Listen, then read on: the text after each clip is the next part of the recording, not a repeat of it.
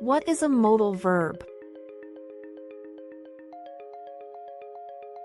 A modal verb is a type of helping verb used to suggest ability, possibility, likelihood, obligation, or necessity. Modal verbs may also be used to ask permission or make a request or an offer. What are some examples of modal verbs?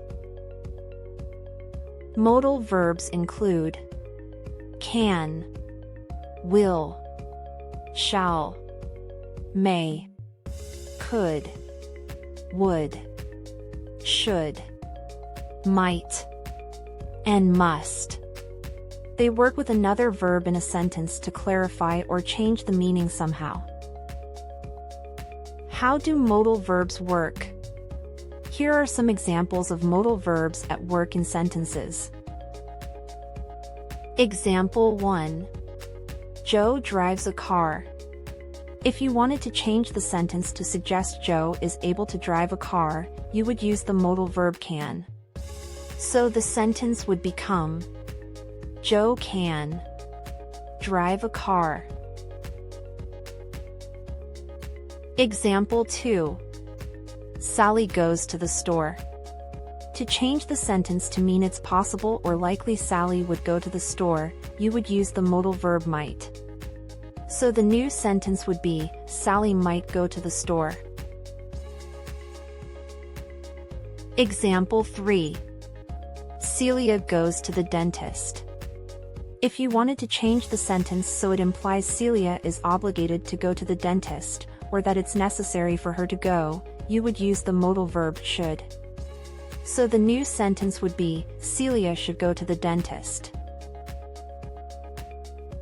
Example 4. I close the door.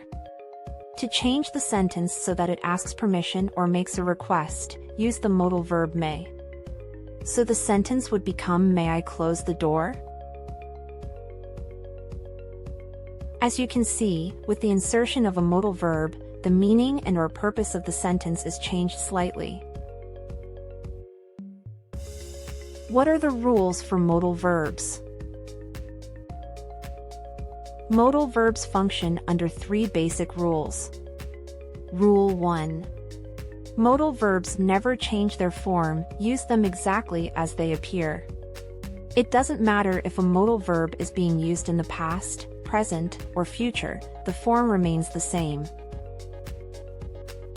Consider the following examples.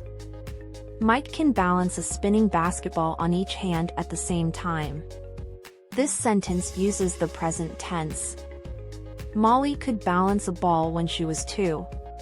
This sentence uses the past tense. Our school's team will balance balls during the game break on Saturday. This sentence uses the future tense. The second rule is modal verbs have no infinitives, so no to form of a verb, and no participles or ing verbs being used as adjectives. This means you should always use the base form of a verb after a modal and not conjugate it in any way. Examples of proper modal verb usage include Seth shall carry the banner. Layla must study for her test. And Jordan and Tad should sit together at lunch.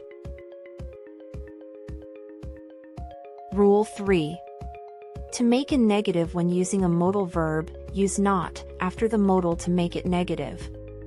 Don't try to stick not in other places by using words like don't, wasn't, aren't, etc. So for example, a correct sentence would read, You should not touch the wasp's nest. An incorrect sentence would be, You can't should touch the wasp's nest. You may use the modal to create a negative contraction, but until you are comfortable doing so, spell them out as separate words. For example, you shouldn't touch the wasp's nest. He can't tell time on an analog watch. They mustn't speak while the teacher is talking. Modal verb use is quite common and you've probably engaged with them without even knowing it. Understanding what modal verbs are, so you know when and how to use them, can help ensure that your sentences remain grammatically correct. For more on modal verbs, other English concepts, or help studying for your upcoming test, check out uniontestprep.com.